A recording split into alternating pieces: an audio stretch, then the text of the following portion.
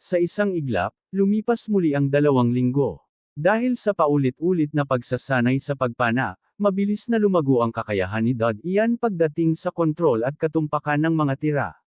Halos lahat ng pana ay tumatama sa target, at 7 sa bawat 10 ay direktang sumasapol sa puso ng target.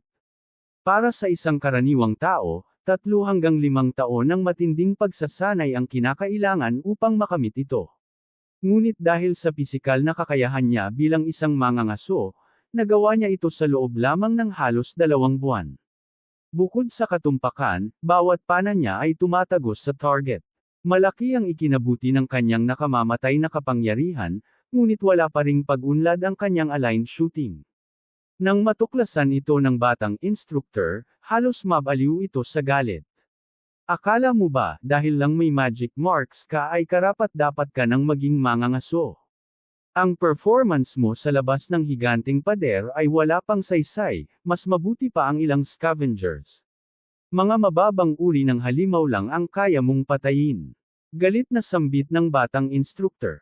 Dahil tamad ka at hindi ka marunong matuto ng aligned shoot, simula bukas dadagdagan ko ng husto ang mga pangunahing gawain mo sa pagpana.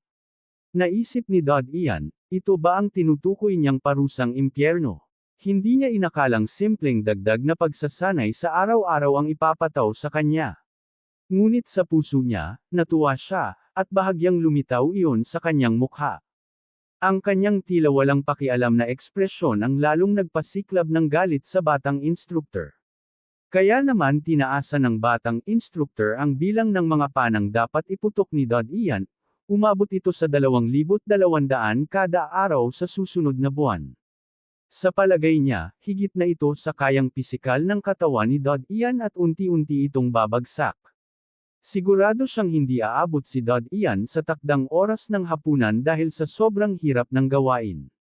Inisip ng instructor na mababaon sa bangungot si Dod Ian, pipilitin itong tapusin ang gawain, mapapagod, at sa huli ibibigay ang kanyang kalooban. Ito talaga ang layunin ng instructor. Sa katunayan, kung ikukumpara, mas mahigpit at mas malupit ang estilo ni Tobo kaysa sa kanya. Ngunit matagal nang nakakaabot si Dod Ian sa 2,800 pana bawat araw, kaya't higit na niyang nalampasan ang pamantayang itinakda ng batang instructor. Kaya patuloy siyang nagpakalubog sa pagkuha ng mas malalim na pangunawa tungkol sa sining ng pagpana. Gitling gitling gitling. Sa labas ng higanting pader. Melon Foundation Area No. 1.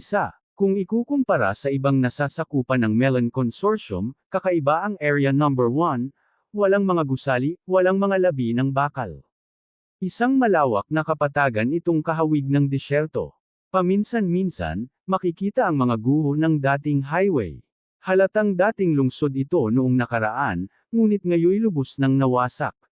Wala nang buo pang gusali sa lugar na iyon. Kalansay at dugo ang nagkalat sa paligid. Ang ulan ay nagdala ng dugo sa bawat siwang ng lupa, at nang ito'y matuyo, nag-iwan ng kakaibang pulang marka na tila inukit mismo sa mundo. Sa oras na iyon, 5 anino ang lumitaw malapit sa guho ng isang pader. Tahimik nilang minamasdan ang lansangan mula sa bitik. Sa kalsada, may 2 uka na halos kalahating talampakan ang lalim. Sa tabi nito, may isang madilim na tambak ng lupa na may matinding amoy. Nang lapitan nila, natagpuan nila ang mga pira-pirasong buto at kinakalawang na bakal.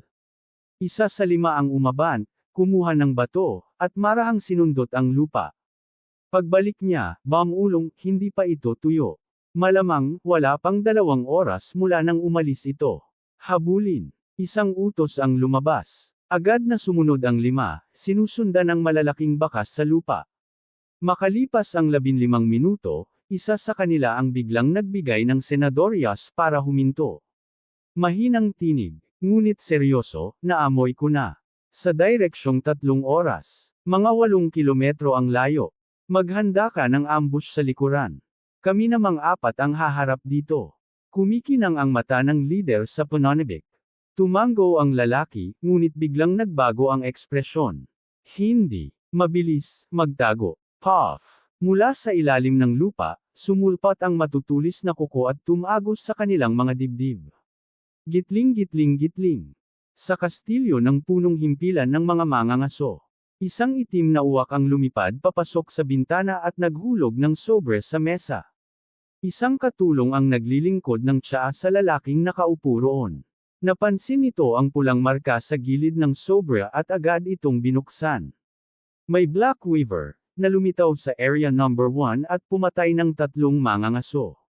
Nagbago ang kanyang mukha habang binabasa ang ulat. Ang ika-6 na koponan ay sumusubaybay sa isang mountain lion, nang bigla silang sinalakay ng Black Weaver.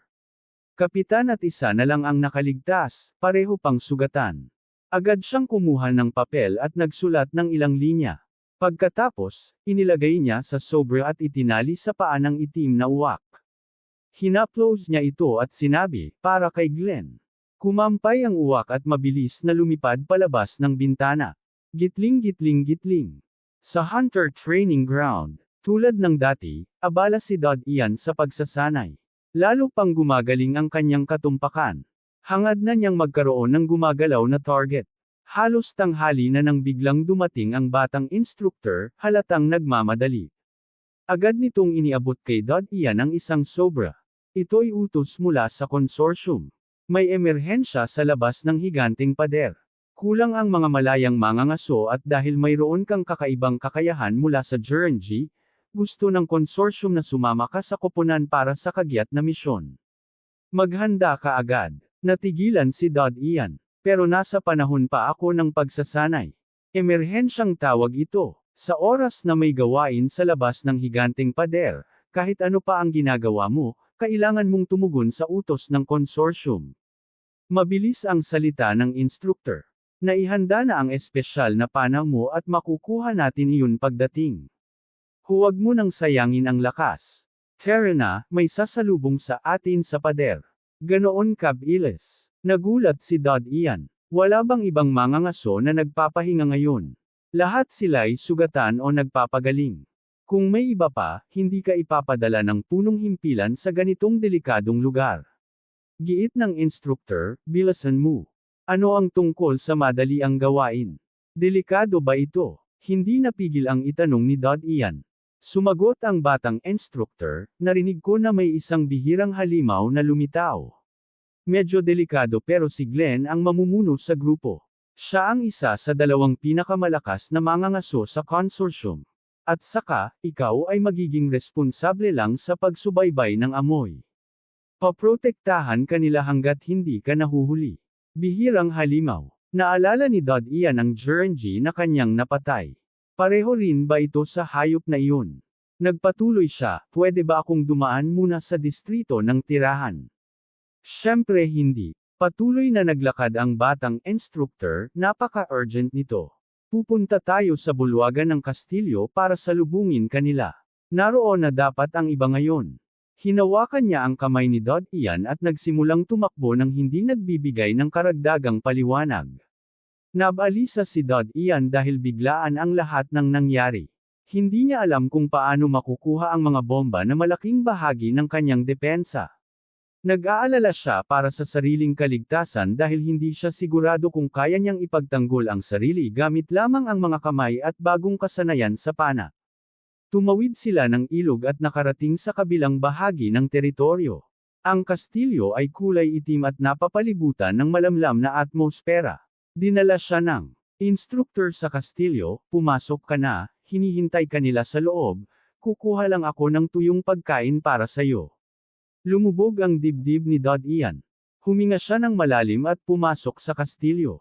Binuksan ng mga bantay ang pinto nang makita siyang papalapit. May 6 na tao sa madilim na silid ng kastilyo. 4 na lalaki at 2 babae na nag-uusap nang bumukas ang pinto. Lumingon sila. Ito ba ang bata? Tanong ng isa. Sumagot ang isang kabataan, narinig ko na isa siyang scavenger na sinuwerte lang at nakakuha ng magic marks. Isang babae sa edad 20 anyos na may maputing balat at kagandahan ang nakasuot ng masikip na itim na armor ng mangangaso. Tumingin siya kay Dod Ian at nagutos, agad mong isuot ang armor. Aalis na tayo. Naramdaman ni Dod Ian na pamilyar ang babae. Naalala niyang noong kakasimula pa lamang niyang maging scavenger, inimbitahan siya sa isang piging ng isang aristokrata. Nakita niya noon ang dalawang mangangaso, at isa roon ay ang babae. Marahil siya at ang isa pang kabataan ang dalawang pinakamalakas na mangangaso sa consortium. Kaya't hindi nakapagtataka kung bakit magiliw ang pakikitungo ng mga maharlika sa kanila. Oo, sagot ni Dod Ian. Nakakita siya ng mga nakasalansang itim na armor sa silya at kinuha ang isa na akma sa kanyang taas. Bukod sa armor, mayroong itim na pana. Nang handa na, sinabi ni Dod Ian sa babae, handa na ako. Bahagyang tumango ang babae nang makita ang kanyang bilis at lumingon sa iba, Black Quiver, ang lumitaw. Gagawin natin ang lahat para mahuli ito. Hindi natin pwedeng hayaang makatakas. Malinaw ba? Malinaw. Sagot ng 5 na nakatayo ng tuwid. Tumango si Glenn at kumaway, umpisahan na natin. Bumukas ang pintuan ng bulwagan. Sa labas, naghihintay ang halos 100 itim na kabayo na may simpleng helmet at armor para proteksyon laban sa radyasyon at kagat ng maliliit na halimaw. Kahit na mas mahina ang radyasyon at halimaw sa loob ng higanteng pader kumpara sa labas, nananatiling mapanganib ito. Ngunit ang mga mangangaso ay hindi inaatasang linisin ang loob ng pader, nasa ilalim iyon ng simbahan at hukbo. Sumakay silang lahat at agad na umalis patungo sa higanteng pader. Pagkalampas sa distrito ng Kalakalan, nakapasok sila sa radiation zone. Minsan nakakasalubong nila ang mga hayop na naapektuhan ng radyasyon, mga ahas na nakapulupot sa gilid ng daan o mga pangkat ng lobo. Ang radyasyon ay nagdulot ng kakaibang mutasayon sa kanilang mga katawan. Handa na sanang umatake ang mga gutom na halimaw ngunit ngumuso lang si Glenn. Agad silang umatras, na parabang nakatagpo ng mas malupit na kalaban. Hindi na nagtaka si Dod Ian. Alam niyang iyon ang epekto ng magic marks ni Glenn. Ang tao ay hindi kayang takutin ang halimaw, lalo na ang gutom. Ngunit ang mga mangangaso ay parang halimaw na nakabalat kayo bilang tao. Mabilis silang nakarating sa higanteng pader. Dumating na kayo, binuksan na ang lagusan, sabi ng isang lalaking nasa edad 40 na may suot ng kasuotan ng Melon Consortium. Tumango si Glenn at unang pumasok sa ilalim ng lagusan.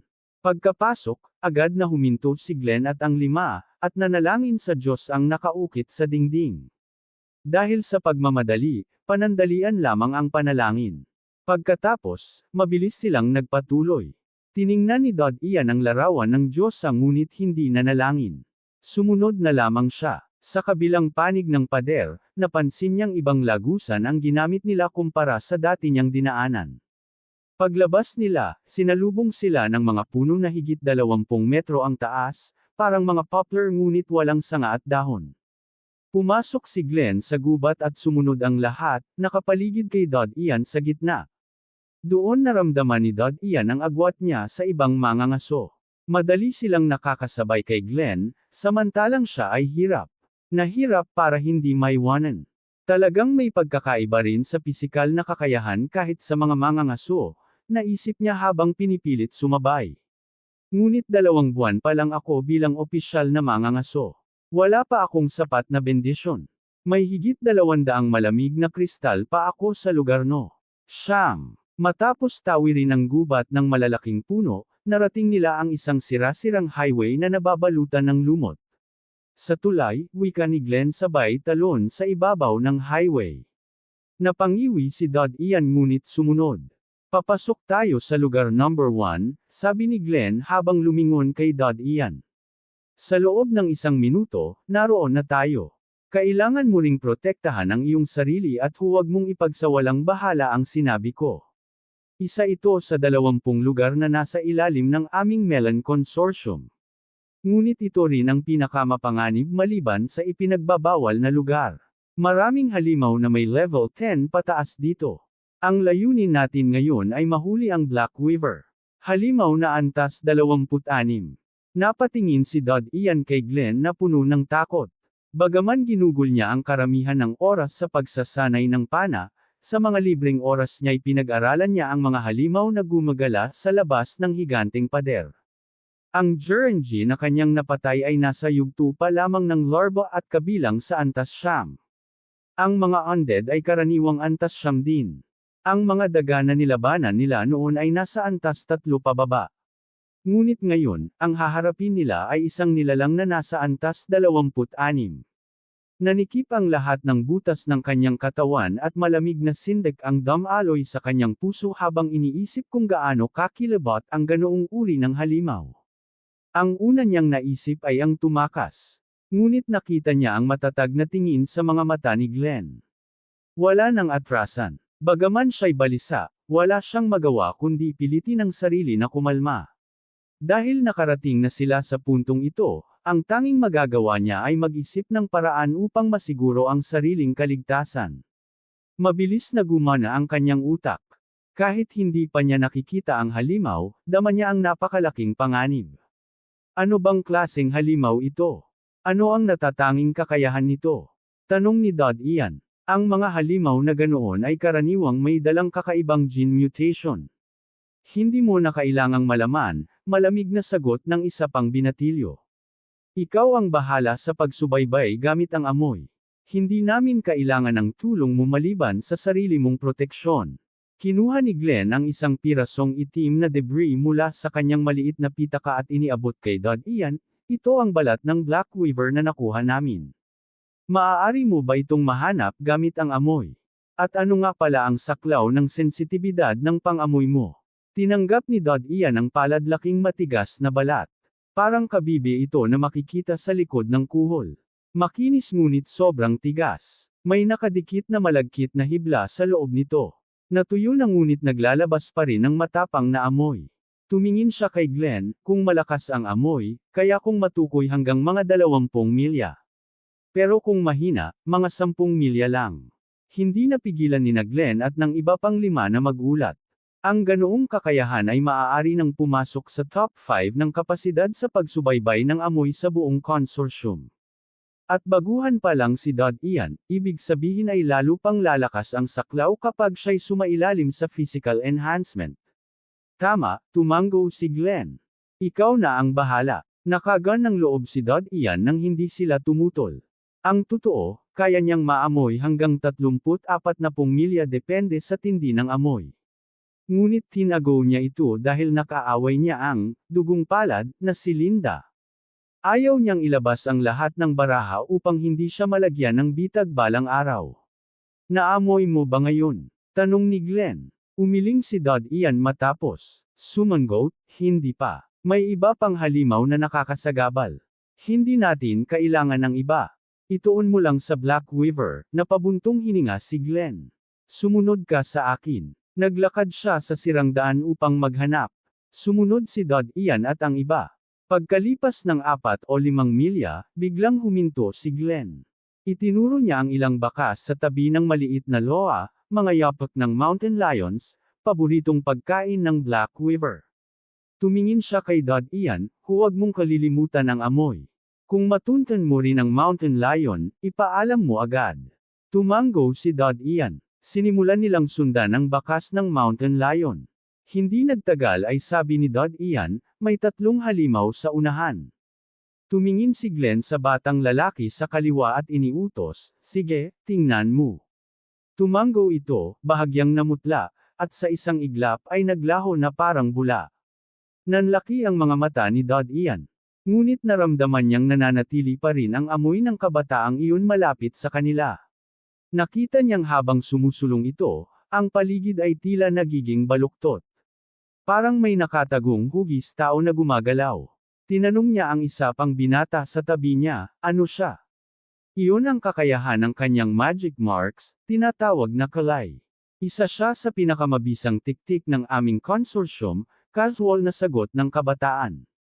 Napuno ng paghanga si Dad Ian. Ang ganoong kapangyarihan, kung ikukumpara sa kanyang matinding pang-amoy, tila mas espesyal iyon. Ngunit kung tama ang hinala niyang maaari siyang direktang sumipsip ng cold crystal, baka mas makapangyarihan pa ang kakayahan niya kaysa sa iba.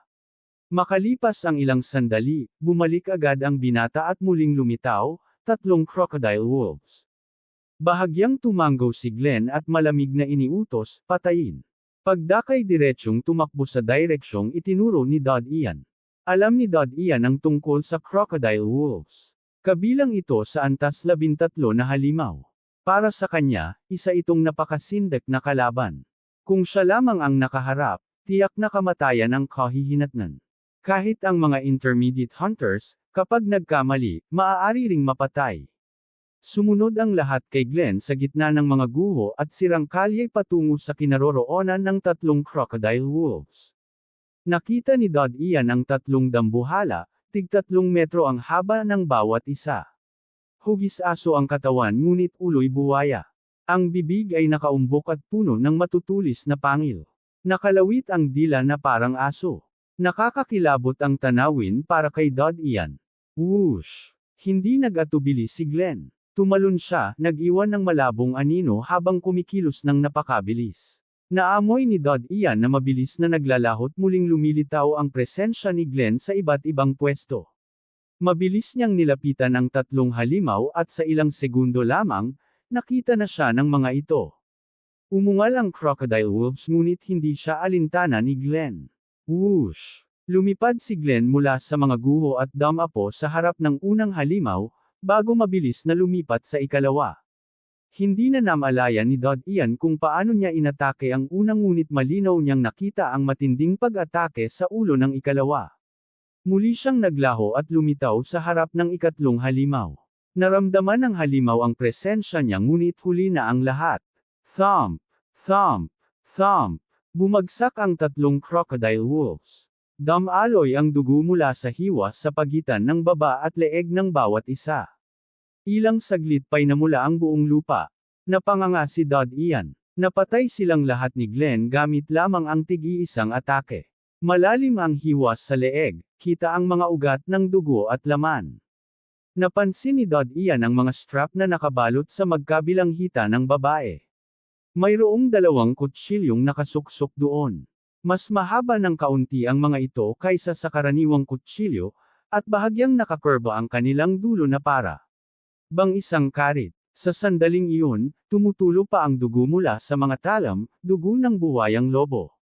Mamamatay tao. Biglang pumasok sa isip ni Dad Ian ang propesyon ni Glenn.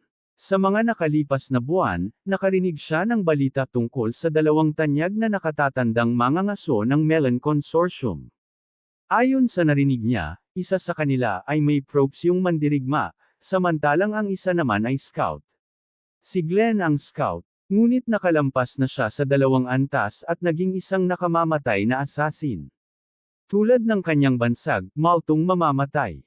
Sa tuwing may umuunlad, ang kanilang mga bansag ay nagiging kaakibat ng kakayahan mula sa kanilang magic mark.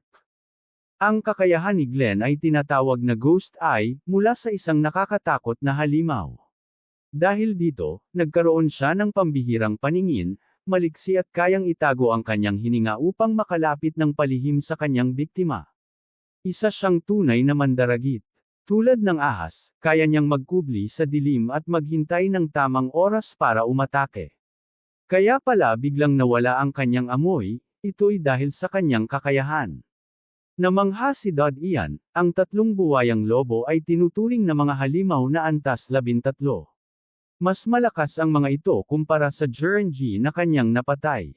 Ngunit sa kamay ng babae, agad silang natagpas ang ulo. Hindi man lang nasundan ng kanyang mata ang bilis ng galaw ni Glenn.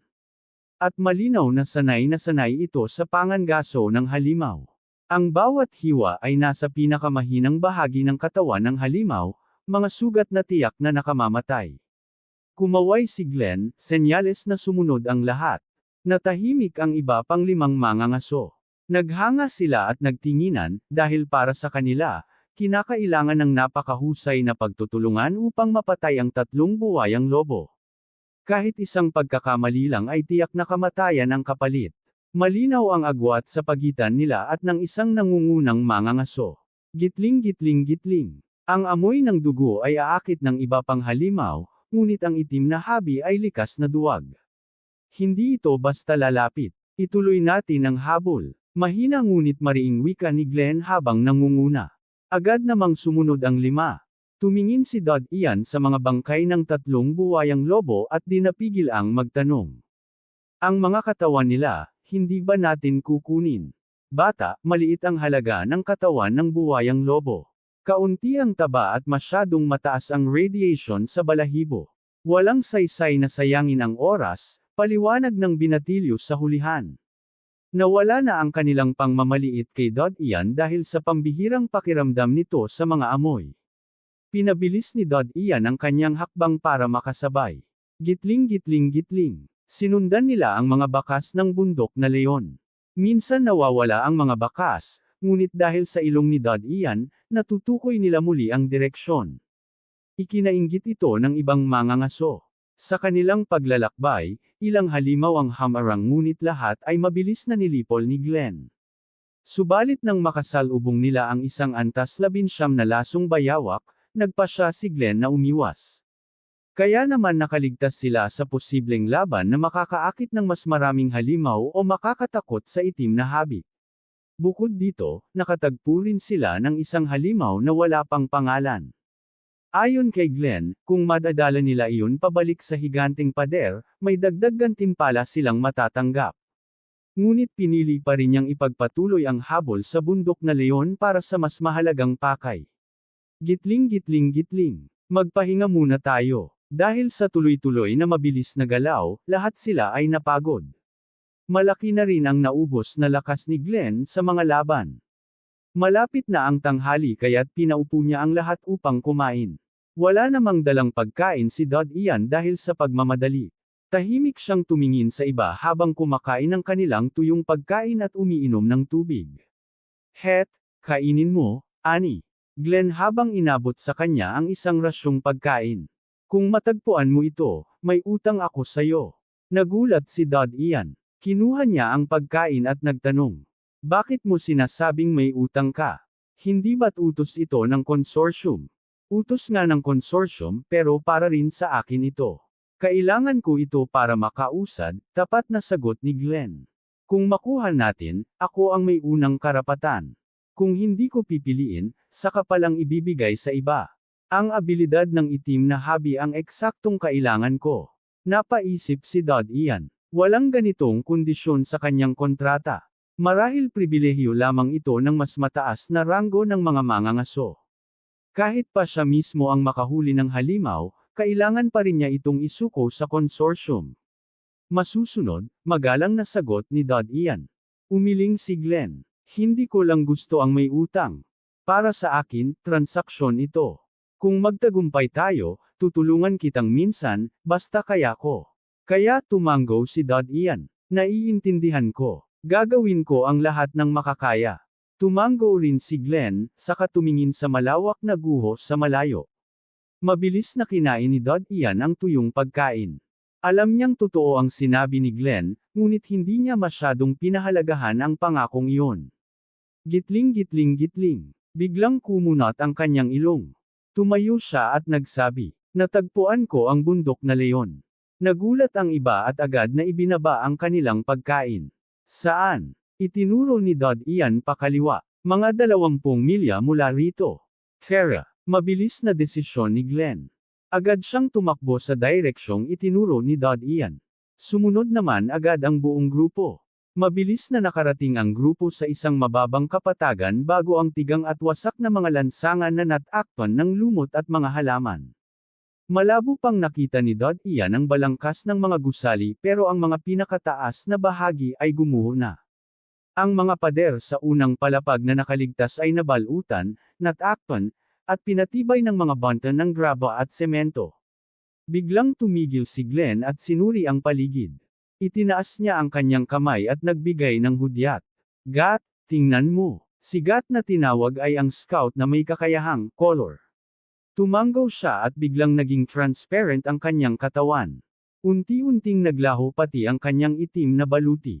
Nagulat pa rin si Ian kahit na pangalawang beses na niya itong nasaksihan. Mahina siyang nagbulong. Ganon ba kalakas ang kakayahan niya na pati baluti na dadamay? Siyempre hindi.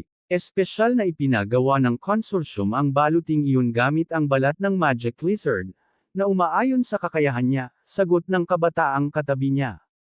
Naunawaan niya na kung si Gat ay magiging kalaban niya, kaya pa rin niya itong masusundan gamit ang kanyang pangamoy. Kahit wala siya nito, kung magwawalis siya ng alikabok o magwiwisik ng pintura, madaling matutukoy si Gat. Pero hindi dapat maliitin ang ganoong kakayahan. Pagkaraan ng ilang sandali, bumalik si Gat at muling nagpakita.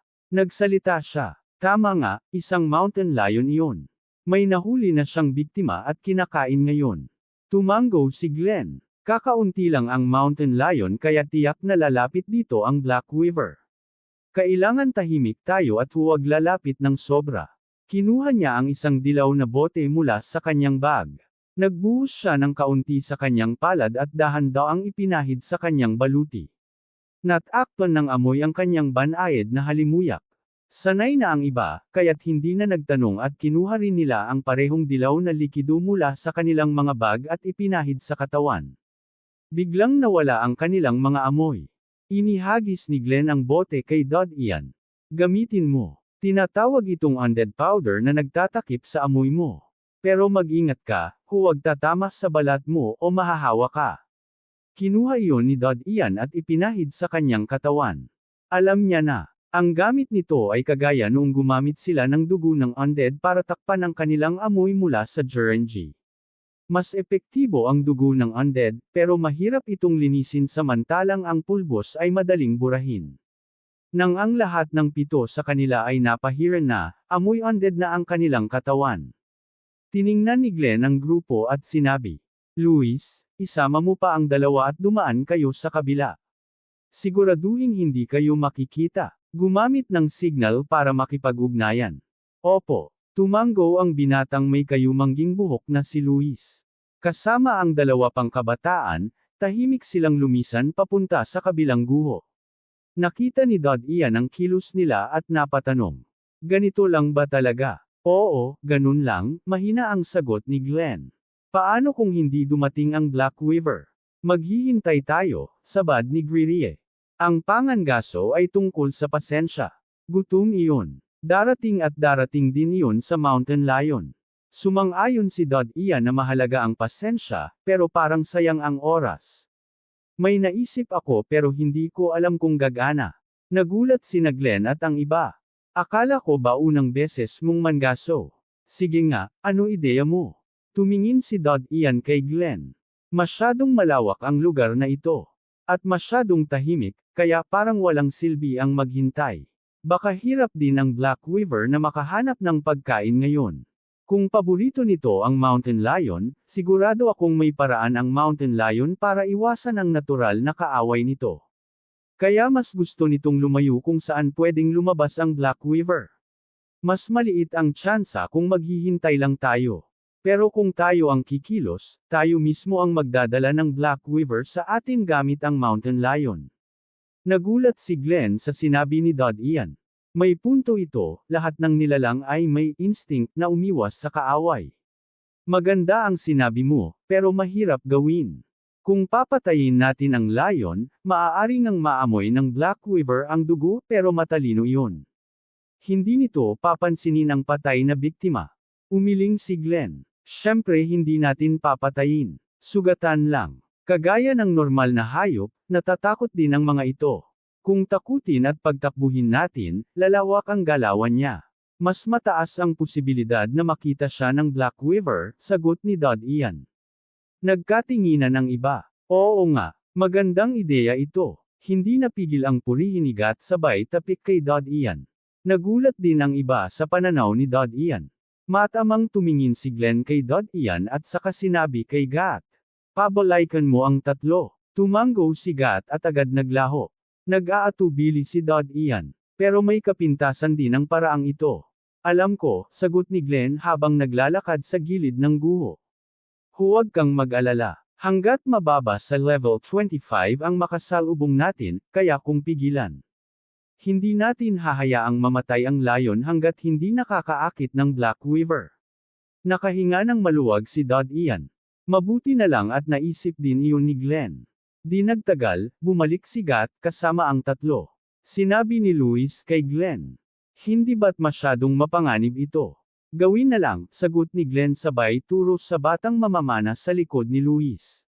Panaasan mo. May isa pang mangangaso na marunong sumubaybay, hindi sa amoy kundi sa ultrasonic na pandinig. Narinig na niya ang usapan ni Glenn at Dod Ian at tahimik na tumango bilang pagsang-ayon. Umakyat ang mamamana sa isang banton ng guho, hinayla ang pana at pinakawalan ang palaso. Roar! Isang malakas na alulong ng sakit ang umalingaw-ngaw sa katahimikan ng guho.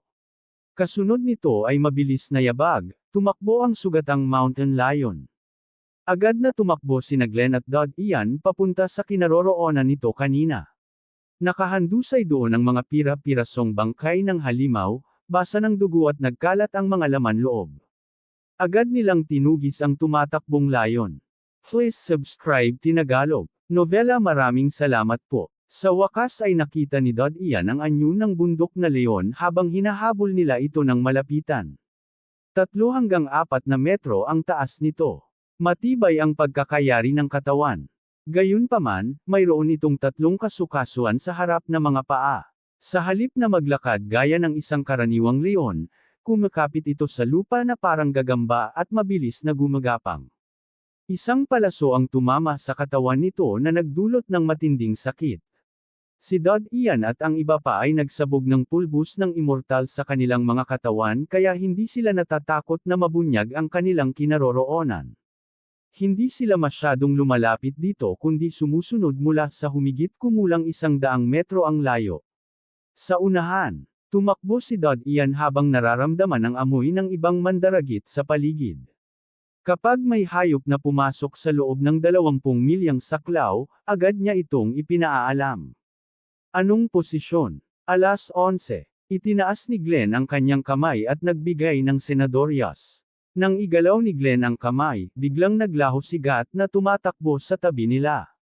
Maya-maya'y muling lumitaw si Gat, isa lang itong dugong halimaw. Huwag nang pansinin, tugon ni Glenn. Sa tuwing titigil ang bundok na leon para magpahinga, muling hinahagisan ito ng mga palaso. Ang eksaktong tira ng mamamana ang pumipilit dito na muling tumakbo sa halip na manatili sa lugar. Paminsan-minsan, ilang halimaw na antas 7 at 8 ang sumusubok umatake sa kanilang grupo. Dahil sa gamot na ginamit nila, nakikilala sila ng karamihan bilang mga immortal. Bagamat karamihan sa mga hayop ay walang interes sa pagkain ng immortal, may ilang halimaw sa ilalim ng antas 10 na paminsan-minsan ay kumakain ng mga ito. Gayunpaman, dahil sa pang-amoy ni Ian at sa sobrang pandinig ng ibang mga ngaso, madaling natutunto ng mga ito at agad na pinapatay. Kadalasan, si Glenn ang kumikilos at sa ilang segundo lamang ay natatapos ang labanan, madali niyang naipapugot ang ulo ng kalaban. Bagamat mabangis ang bundok na leon, dahil sa biglang pag-atake, paminsan-minsan itong lumilingon para umatake sa mga immortal na sumusunod dito. Nais nitong ibuhos ang galit sa pamamagitan ng pagpatay, ngunit inaasahan na nina Glenn at Ian ang ganoong reaksyon. Agad na kumakalat ang mga kasamahan para iwasan ito. Patuloy pa rin ang kanilang plano. Makalipas ang 2 oras, nauubos na rin ang lakas ng grupo kaya tumigil sila. Nang magpahinga ang bundok na leon, sila man ay humanap ng lugar na mapagpapahingahan. Hindi ba't sa ganitong mga galaw ay matatakot ang itim na manghahabi? Tanong ng isang binatang umiinom ng tubig. Matatakot ka ba sa pagkain mo?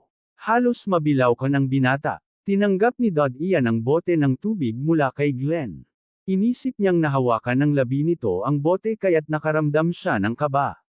Palihim niyang pinunasan ito bago inubos ang laman. Napansin ito ni Glenn at napangisi, ngunit hindi nagsalita.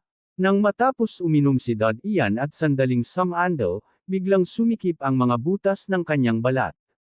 May kakaibang amoy ng mabahong halimaw na papalapit mula 30 milya ang layo. Ito ang parehong amoy na naamoy niya sa carapace na ibinigay sa kanya noong una. Sa wakas, nagpakita na ito. Nagalak si Ian dahil matatapos na nila agad ang misyon. Mas makakabalik siya sa pagsasanay. Sa mapanganib na lugar na ito, walang tiyak na kaligtasan dahil walang hanggan ang mga mutasayon na nagdudulot ng takot. Hindi niya agad sinabi ang nakita kundi tahimik na naghintay. Makalipas ang ilang sandali, nang ang amoy ng itim na manghahabi ay nasa 25 milya, bigla itong naglaho, parang naglaho ang katawan nito. Nagulat si Ian. Ano iyon? Tanong ni Glenn. Tinitigan siya ni Glenn ngunit sinabi niya, wala. Hindi na nagsalita. si Glenn at umupo para magpahinga. Nakatitig ang mga mata niya sa bundok na leon na nakaluhod sa malayo. Maya-maya, muling naamoy ni Dodd Ian ang itim na manghahabi. Ngunit ngayon, 8 na lang na milya ang layo. Manipis ang amoy, halatang pilit nitong pinipigil ang baho para hindi matakot ang bundok na leon. Kung hindi malapit, hindi niya ito maaamoy. Paplapat, mabilis, napakabilis. Isinalaysay ni Dodd Ian sa isip ni Glenn, bigla itong lumitaw mga 7 milya mula rito, baka mas malapit pa. Nagulat ang lahat. Agad na nagsalita si Gat, hindi ba't sabi mo'y 20 milya ang saklaw ng pang-amoy mo? Nakunot ang noo ni Dodd Ian, oo, 20 milya, ngunit malamang gumagamit ito ng paraan para itago ang amoy. Bigla na lang itong lumitaw sa 7 o 8 milya. Maghanda, bilis. Utos ni Glenn. Gusto ng itim na manghahabi na umatake mula sa ilalim ng lupa. Mabuti na lang at naaamoy ni Dean. Gat, bantayan mo si Dean sa lahat ng oras. Agad na kumilos si Gat at ang iba pa. Naisip nila ang nakaraang pangkat na tinira ng manghahabi at 3 ang namatay. Alam nilang higit sa imahinasyon ang kakayahan nito. Hinugot ng lahat ang kanilang mga sandata. Nakatitig si Glenn sa bundok na leon, patayin ito sa lahat ng paraan. Huwag magkamali sa huling sandali. Oo, mabilis na tugon ni Gat. Sa oras na iyon, muling naamoy ni Dodd Ian ang halimaw. 4:00, paparating na, mga 2 milya. Dumampi ang mga daliri ni Glenn sa mga itim na patalim na nakatali sa kanyang hita. Maghanda, mahina niyang wika. Parang may naramdaman ang bundok na leon, kaya tumigil ito at lumingon. Umungol ito, tila nananakot. Puff! Biglang sumabog ang matalim na itim na kuko mula sa ilalim ng lupa at tinagpa ang katawan nito. Thump! Nalaglag ang atay, bituka, at iba pang laman loob. Bumuhos ang dugo. Arghh. Ang bundok na leon ay nagngangalit na umatungal at nagpupumiglas. Subalit para itong nakakulong sa hola. Walang saysay ang laban nito. Sunod-sunod, 2 o 3 metrong mahahabang tinak ang sumibol mula sa lupa at tumusok sa katawan ng leon. Whoosh! Isang aninong parang multo ang dumaan. Si Glenn iyon. Sa isang iglap, nasa tabi na siya ng bundok na leon. Hindi nakita ni Dodd Ian kung paano, ngunit nakalabas na ang kanyang mga patalim. Kumislap ang pilak na liwanag at isang itim na tinak ang naputol.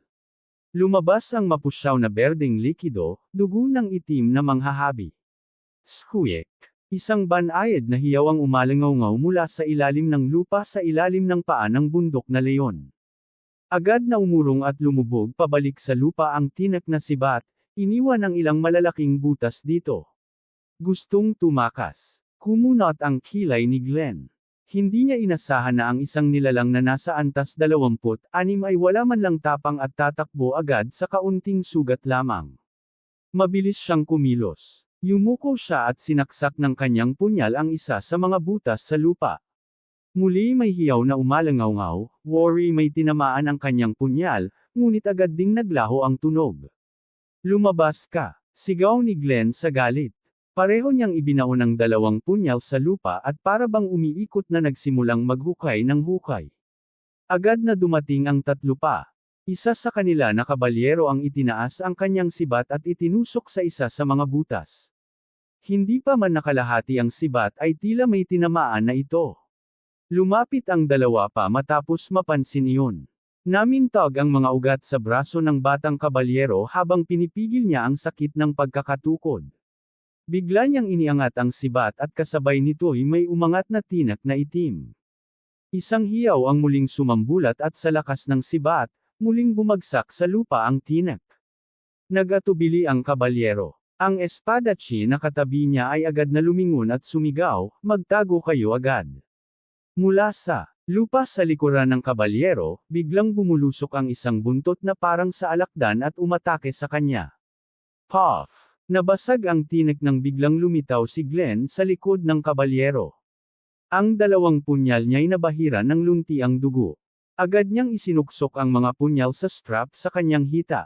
Hinawakan ni Glenn ang tinik at pilit itong hinayla. Nanlamig ang likod ng kabalyero nang makita ang tinik sa kanyang likuran. Sa galit ay pinukol niya ang sibat sa mga nakausling tinek. Muling umalangaw ang hiyaw at 4 o 5 tinek na itim ang biglang sumulpot mula sa lupa. Halos walang oras para makaiwas. Ang batang espadachim, na worry inaasahan na ang pag-atake ng itim na habi, ang naunang samalag gamit ang kanyang espada. Ngunit ang isa pa nilang kasama ay hindi sinuwerte. Mabagal ang kanyang reaksyon kaya tinusok ng tinek ang kanyang hita. Hindi nakatulong ang nababaluktot na baluti pangaso at agad itong napunit. Tumagos ang tinek mula sa harap ng kanyang hita at lumabas sa likod. Napasigaw siya sa tindi ng sakit at takot. Sinaksak niya gamit ang kutsilyo ngunit hindi sapat ang talam upang tagyusan ang itim na tinek, sapagkat napakatibay ng mikantab na balat na bumabalot dito. Umikot ang tinek, hinayla ang hita ng binata. Namilipit ang kanyang mukha sa hirap habang naliligo sa pawis. Ilang ulit niyang sinaksak gamit ang kutsilyo ngunit puti lamang nagasgas ang iniwan sa ibabaw ng tinek. Sa di kalayuan, nagimbal sina Dad Ian at Gat sa nasasaksihan. Napansin nilang madaling natataga ni Glenn ang mga itim na tinek. Whoosh! Biglang may pinakawalang palaso. Bang! Tumama ito sa itim na tinek ngunit dumulas at lumihis. Alam ni Dad Ian na ang arko ang siyang nagpaputok mula sa hulihan. Ngunit ang mga itim na tinek ay hugis ovalo, may bahaging patag at makinis at matibay ang ibabaw. Naisip ni Dad Ian na kung may maliliit na tinek sa dulo ng palaso, baka mas madali itong tumagos. Tumalon ang kabalyero at lumingon upang tulungan ang binatang may kutsilyo. Tinamaan niya ang kasukasuan ng tinek at naputol ito. Ngunit ang lakas ng sibat ay naglakbay sa tinek at tumama sa hita ng binata. Ang matinding kirot ay nagpayanig sa kanyang katawan. Mariin niyang pinisil ang kanyang hita upang hindi tuluyang damyugo ang sugat. Samantala, si Glenn ay palundag-lundag upang umiwas sa mga tinek habang patuloy na hinahatak ang bahagi ng tinek. Paminsan-minsan, umaalingaw ang matinis at puno ng pighitang hiyaw mula sa ilalim ng lupa.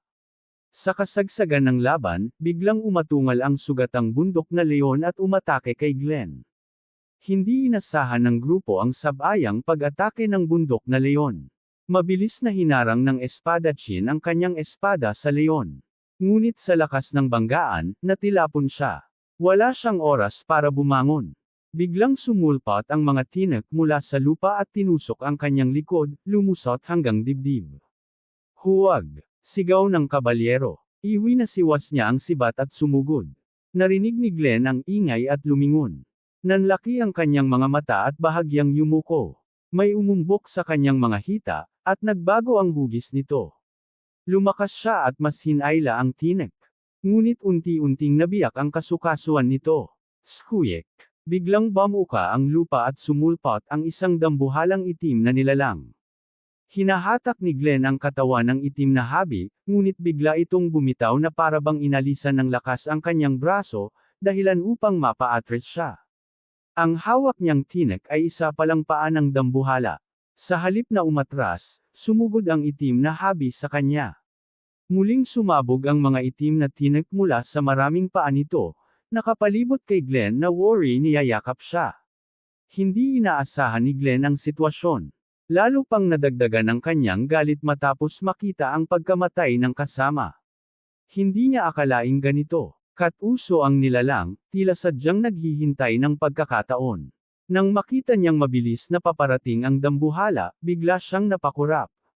Agad niyang inikot ang kanyang katawan, at sa isang kakaibang galaw ng kanyang mga paa, nakaiwas siya sa pag-atake ng itim na habi. Whoosh! Whoosh! Whoosh! Whoosh! Sunod-sunod na 4 na palaso ang pinakawalan. Tumama ang mga ito sa likod ng itim na habi. Sa lakas ng mga palaso, bahagyang naitulak ang katawan nito at naputol ang pag-atake nito kay Glenn. Lumabas mula sa ilalim ng lupa ang itim na habi, Black Weaver. Ang anyo nito ay tila dambuhalang gagamba na may taas na 2 metro at habang 5 metro.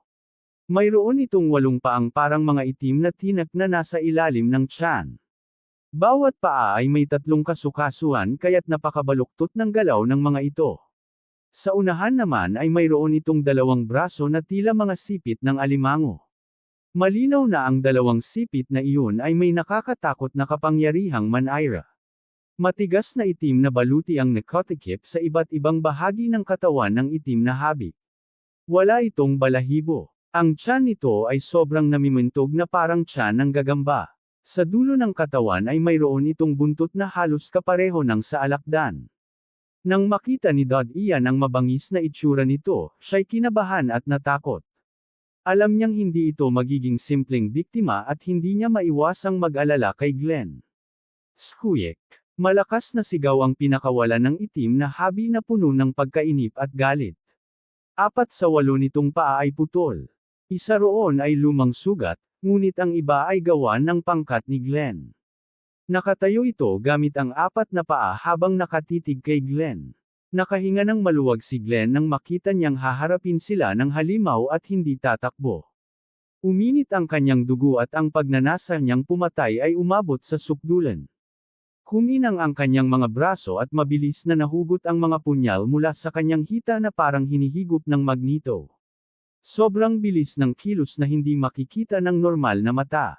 Nakatitig siya sa itim na habi habang hawak ang tigisang punyal. Dahan-dahan siyang umusad. Bihasa siya sa pagpaslang ng palihim.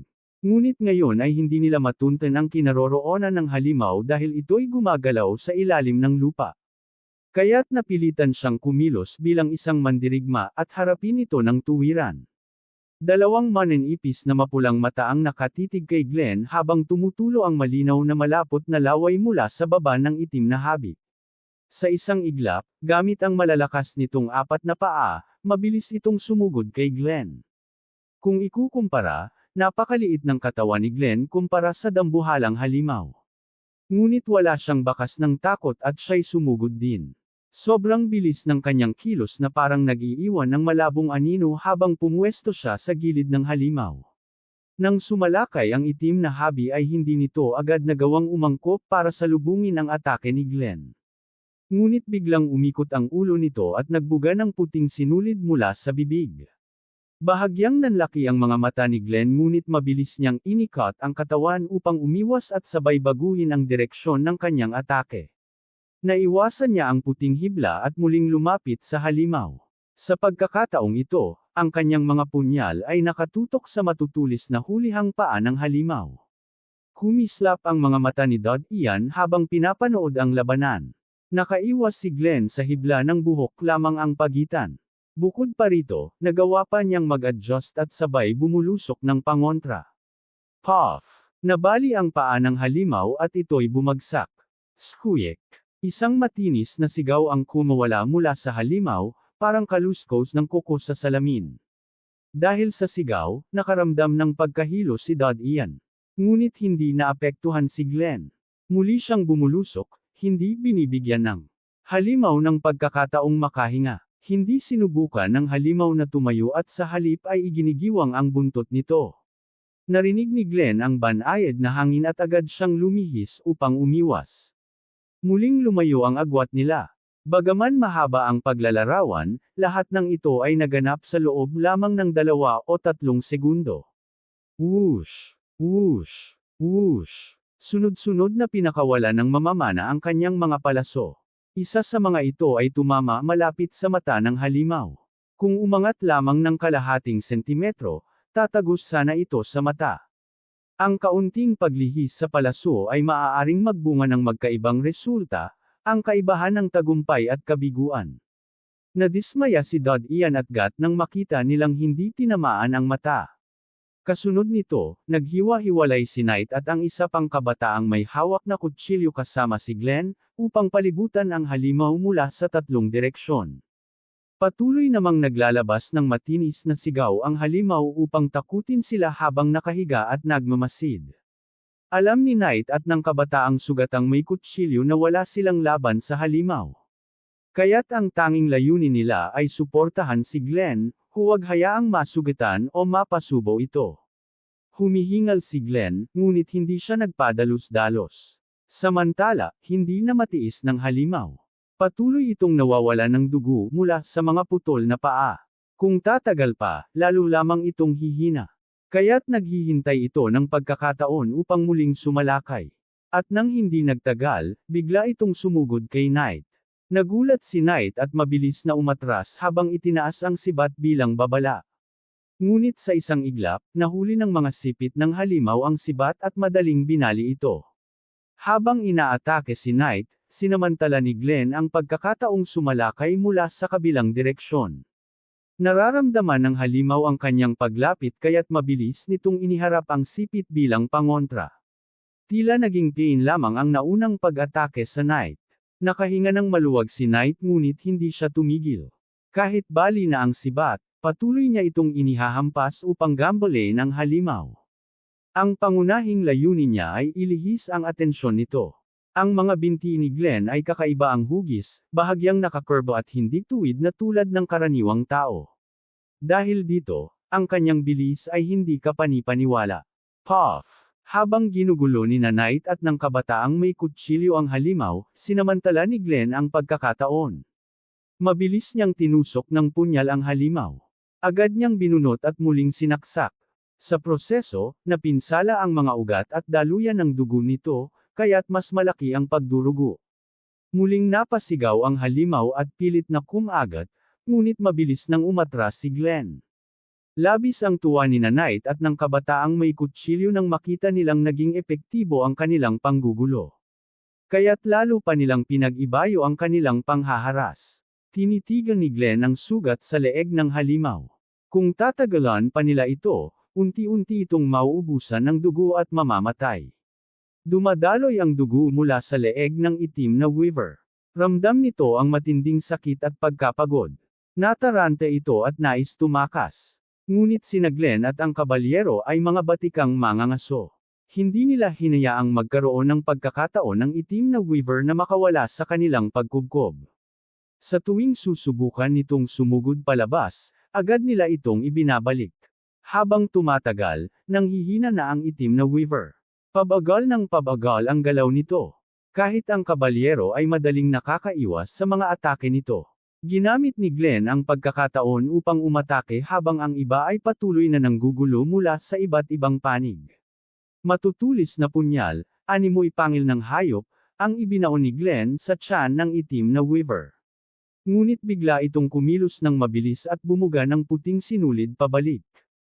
Kay Glenn, napakabilis ng materyal na kawangis alambre, at hindi ito inasahan ni Glenn. Agad na binalot nito ang kanyang mga kamay at paa. Kasabay nito, may malakas na bisa ng pagkakaagnas ang puting sutla. Kitang-kita ang pagkakaagnas ng kanyang baluti. Nabigla ang lahat sa biglang pagbaliktad ng laban. Mabilis na gamulong si Glenn palayo upang iwasan ang kasunod na atake ng itim na weaver. Ngunit tila nabaliw ang itim na weaver at patuloy na hinabol si Glenn. Nang inig si Glenn sa takot habang pilit na nagtatago. Sa oras na iyon, sinubukan ng kabalyero, ng mangangaso na may kutsilyo, at ng malayong mamamana na ilihis ang atensyon ng halimaw. Subalit nakatuon lamang ito kay Glenn. Nababalutan na ang itaas na katawan niya ng puting sutla, at unti-unting kinakain ng agnas ang kanyang baluti. Wala na siyang oras upang alisin ang sutla. Wala siyang nagawa kundi umiwas ng padalos-dalos. Hindi na nag-atubili si Dad Ian at sumigaw kay Gat. Dapat tayong tumulong. Nabigla si Gat at hindi agad nakapagsalita. Hinugot niya ang pana mula sa likod at mabilis na tumakbo.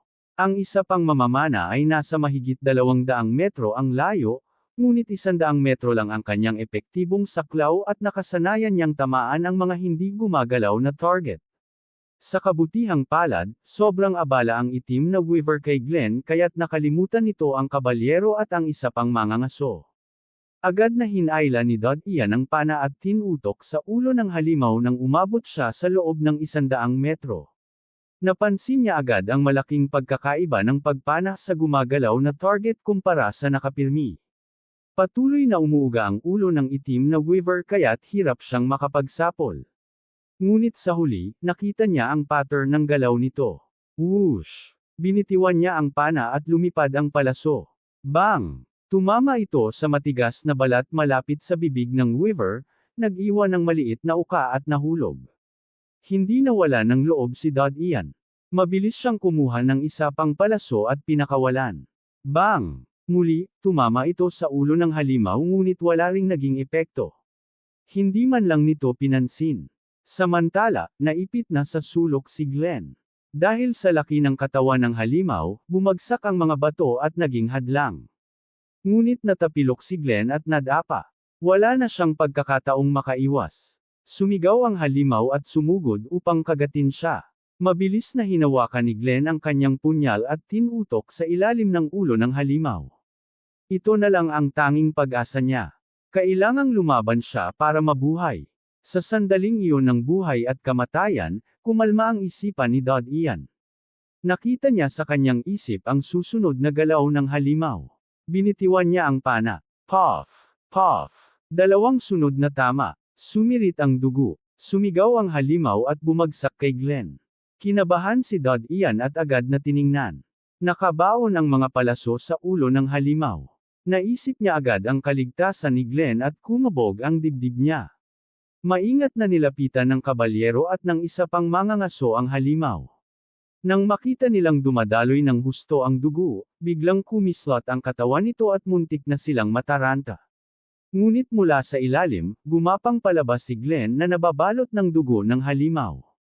Nakahinga ng maluwag ang lahat. Pinutol ni Glenn ang sutla sa kanyang katawan. Bagaman nababalutan ng dugo, nakangiti siya ng buong tuwa. Dahil sa paliligo sa dugo, magkakaroon siya ng pagkakataong paunlarin ang kanyang magic marks. Napaisip si Dad Ian. Alam niya na sa pamamagitan ng dugo, maaaring makapasok ang mga parasitikong uod na siyang nagbibigay ng mga magic marks. Ngunit sa katawan ng tao, iisa lang ang maaaring mabuhay, ang natitirang uod ang kakain sa nauna at lilikhain ng bagong marka. Ito ang palaisipang hindi pa rin nalulutas ng banal na simbahan at ng malalaking konsorsyum. Sa wakas, sabi ng kabalyero at tinusok ang katawan ng halimaw upang masigurong patay na ito. Tinanong niya si Glenn, "Ayos ka lang ba?" Ngumiti si Glenn, "Hindi pa ako naging ganito kabuti ang pakiramdam." Agad siyang lumapit sa mamamana sa malayo. "Kailangan kong magpasalamat. Ang palasong tumama sa mata nito ang nagbigay sa akin ng pagkakataong patayin ito." Namula ang mamamana. "Hindi ako ang bumaril. Si Dean iyon." Laking gulat ni Glenn. Tumingin siya kay Dad Ian na may hawak pang pana. "Baguhan ka lang mula scavenger tungo sa hunter, pero ang paraan ng pamamana mo ay maihahambing sa isang propesyonal." Alam ni Dad Ian na nagkataon lang ang huling tama. "Swerte lang, masaya akong nakatulong." Tumawa si Glenn. "Malaki ang naitulong mo. Maraming salamat talaga." Ngumiti si Dad Ian ngunit hindi na sumagot. Para sa kanya, ang pagiging sobrang mapagpakumbaba ay tila nakakaasiwa rin. "Naabsorb mo ba ang mga magic mark nito?" Mabilis na lumapit si Gat. Sinuri niya ang dugong bumabalot sa katawan ni Glenn habang tinatanong ito. Bukod kay Dad Ian, lahat ng mata ng ibang miyembro ng grupo ay nakatutok kay Glenn. Naiinggit silang nakatingin sa kanya. Kahit alam nilang hindi mapupunta sa kanila ang bagay na iyon, hindi pa rin nila napigilan ang pagkasabik. "Oo, bahagyang tumanggo si Glenn. Sa pagkakataong ito, salamat sa tulong ninyo, nakuha ko ang bagay na matagal ko nang gusto." Nagpakita ng pagiging magalang at mapagkumbaba ang lahat, ngunit sa kaibuturan ng kanilang puso ay tuwang-tuwa sila. Kailangan tandaan na kung mapansin sila ng isang senior hunter, tiyak na mas magiging maliwanag ang kanilang hinaharap sa consortium. Tumingin si Dad Ian sa bangkay ng mandirigmang may espada, "Ibabalik ba natin ang kanyang bangkay o dito na lang natin siya ililibing?" Lumingon si Glenn at napabuntong hininga, nahawa na ang kanyang katawan, at nasa suspended animation, lamang siya. Kakainin ng kasamaan ng kanyang kaluluwa at muli siyang babangon bilang isang undead. Kaya't dapat natin siyang sunugin. Nagbago ang mga ekspresyon ng mukha ng mga mangangaso, naging malungkot habang nakayuko sa patay na mandirigma. Iyon lamang ang naging sugat ng kanilang paglalakbay. "Kukunin ko ang kanyang espada." Lumapit ang kabalyero at pinulot ito mula sa lupa. Mahina siyang nagsalita, "Tatlong misyon na tayong magkasama sa iisang grupo, hindi ko inaasahan na dito na kami magkakahiwalay, magpakailanman." Lumapit si Gat at tinapik ang balikat niya ngunit nanatiling tahimik. "Gitling gitling gitling." Mahirap talagang unawain ang kahulugan ng buhay. Para sa mga ordinaryong tao, karaniwan na lang ang buhay at kamatayan. Ngunit para sa mga mangangaso, ito'y bahagi ng kanilang nakasanayan sa paglipas ng panahon. Nangolekta ng mga nasusunog na materyales ang kabalyero at ang kabataang may dalang kutsilyo. Ipinagsama nila ang mga papel, kahoy, at damit sa ibabaw ng bangkay ng mandirigma. Ginamit nila ang fire sickle upang sindihan ito at sunugin ang mandirigma. Kumupas sa kanilang mukha ang pulang liwanag mula sa naglalagablab na apoy habang pinagmamasdan nilang maging abo ang kanyang katawan. Nang tuluyang maabo ang katawan, tanging abo at ilang buto ang naiwan. Lumapit si Glenn at ibinaon ito sa lupa. Gitling gitling gitling. Pagkatapos alagaan ang bangkay ng mandirigma, tumayo si Glenn at lumapit sa katawan ng itim na weaver. Lumapit ang kabataang may kutsilyo upang tulungan siya. Pareho silang bihasa sa pagdidissect ng halimaw. Mabilis nilang hiniwa ang mucosa at tinanggal ang matigas nitong balat. Isang bihirang pagkakataon ito para matutunan ang anatomy ng halimaw, kaya lumapit si Dodd Ian upang manood. Kahit natutunan na niya ang mga simpleng paraan ng paghiwa sa ilang karaniwang halimaw mula sa scavenger training camp, ibang-iba ang masalimuot na proseso ng pagdidissect ng ganitong klase ng nilalang. Damanak ang dugo at kumalat ang masangsang na amoy habang gumugulong sa lupa ang iba't ibang lamang loob. Tahimik na nanood si Dodd Ian. Marahil dahil halimaw ang sinusuri kaya't hindi siya nakaramdam ng pagsusuka. Hindi nagtagal, natanggal na ang matigas na balat, ulo, matutulis na paa, at iba pang bahagi ng higanteng itim na weaver. Nakita ni Dodd Ian si Glenn na hinihiwa ang ulo ng halimaw. Hinugot niya ang malambot na puting bulak mula sa uka sa panga nito. Base sa ekspresyon niya, tiyak na mahalaga at kapaki-pakinabang ang materyal na iyon. Kakaiba, bakit walang laman dito? Baka, namutla ang mukha ng kabataang may kutsilyo nang mabuksan ang tiyan ng halimaw. Tumingin si Glenn nang marinig iyon. Wala nang laman ang tiyan maliban sa lamang loob. Ang likuran ng tiyan ay patag at walang laman. Naguluhan si Dodd Ian sa usapan nila, ngunit mula sa kanilang dialogo, naintindihan niyang ang tinutukoy ay ang obaryo. Baka nakapanganak na ito bago manghuli. Napaisip si Glenn ngunit umiling din. Hindi, imposible. Mababa ang survival rate ng mga itlog. Kahit mapisa, masyadong mahina ang mga parasitic worm at hindi makakabuo ng magic marks. Nadismaya ang kabataang may kutsilyo ngunit nagpatuloy sa pagkolekta ng ibang bahagi. Nakita ni Dodd Ian na kumuha siya ng parang dilaw na likido mula sa tiyan nito. Nagtaka siya at nagtanong, ano yan? Tab, sagot ng kabataang mangangaso habang nakatingin kay Dodd Ian. Mas magalang na siya ngayon dahil sa narinig niyang papuri ni Glenn kay Dodd Ian. Napakahusay nitong material para sa mga oil lamp. Gustong-gusto ito ng mga maharlika. Lumapit si Dodd Ian upang suriing mabuti, hindi makapaniwala na ginagamit ng tao ang ganitong bagay bilang panggatong sa lampara. Hindi nagtagal at tuluyang na-dissect ang katawan ng higanteng itim na weaver. Maayos na nakapila ang lahat ng mahalagang bahagi nito, habang ang walang silbi na manglamang loob, karne, at dugo ay ikinalat upang hindi makuha ng ibang halimaw. Sunog ang lahat ng hindi mahalagang bahagi gamit ang apoy ni Glenn. Napuno ang hangin ng kakaibang masangsang na amoy. Parang karne sa dugo na niluto. Tinakpan ni Dodd Ian ang kanyang ilong. Ngunit bigla niyang naamoy ang kakaibang amoy ng itim na weaver. Lalo niyang inamoy ito at tila nagmumula sa lupa. Nagulat si Dodd Ian at mas sinundan ang pinagmumula ng amoy. Ilang metro mula sa lugar kung saan nila napatay ang weaver, may bahaging lupa na tila malambot at maluwag. Naalala niya ang usapan ni Glenn at ng kabataang may kutsilyo, iyon ba? Gitling gitling gitling. Sa oras na iyon, biglang nagsalita ang batang mamamana, ngayong tapos na ang pangangaso ng itim na weaver, gusto kong pumunta sa ibang lugar at baka makahanap ng kakaibang bagay. Ang dami kong adrenaline ngayon, baka naman swertehin ako, ha? Habang pinupuno ni Glenn ang malaking storage bag, tumingin siya rito, ayos lang, pero kakasimula ko palang mag-absorb ng magic marks. Medyo mahina ako ngayon at kailangan kong bumalik sa higanteng pader upang makapagpahinga. Kung gusto mong pumunta, bahala ka, pero tandaan mo, delikado iyon. Ayos lang. Narinig kong may mga grupo sa Area Number 6 na gumagawa ng mga gawain. Sasama ako sa kanila at baka tumama pa ng swerte. Tumawa ang mamamana. Nag-isip si Glenn at sinabing, sige, bahala ka. Naalala ni Dad Ian ang sarili niyang storage sa Area Number 9 at agad na nagsabi, gusto ko ring sumama. Ikaw, napakunot noo si Glenn. Masyadong mapanganib ang area no. 6. Maraming high-level beasts doon. Hindi ka pwedeng pumunta. Pupunta ako sa ibang lugar, sagot ni Dad Ian.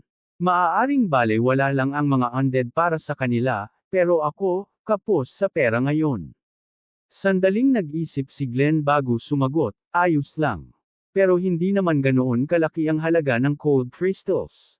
Kung talagang kailangan mo ng pera, maaari kitang pautangin, huwag lang susobra sa 100,000 gintong barya. Napamulagat si Dad Ian. 100,000 gintong barya.